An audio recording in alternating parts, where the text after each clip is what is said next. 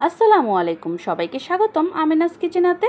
তাল থেকে খুব সহজে কিভাবে তালের রস বা পিউরি বের করে নিতে পারবেন সেই ভিডিওটি আর শেয়ার করব। আমি এখানে পাকা একটি তাল নিয়েছি। টসটসে পাকা তাল হলে সহজেই রস বের করা যায়।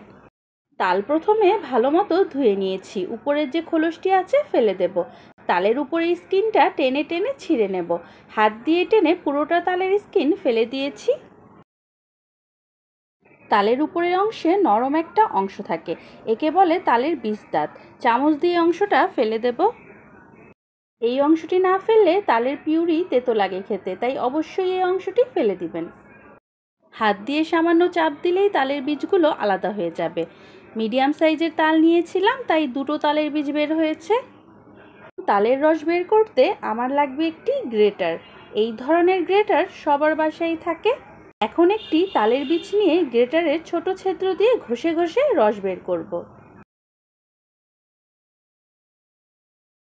ঘষতে ঘষতে দেখবেন গ্রেটারের পিছনে তালের রস বা পিউরি জমা হচ্ছে। বীজের সম্পূর্ণ রস বের করে নিয়েছি। যখন দেখবেন এমন সাদা হয়ে আসছে, তখন বুঝতে হবে শুধু আঁশ রয়ে গেছে, রস বের হয়ে গেছে।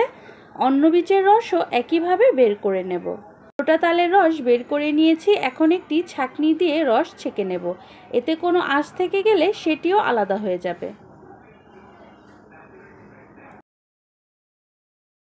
সম্পূর্ণ তালের রস ছেঁকে নিয়েছি। অল্প কিছুটা অবশিষ্ট আঁশ বের রয়েছে।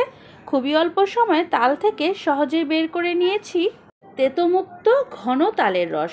সময় বাঁচাতে এভাবে অল্প সময়ে তালের রস বের করে এয়ারটাইট বক্সে ভরে রেখে দিতে পারেন ডিপ ফ্রিজে।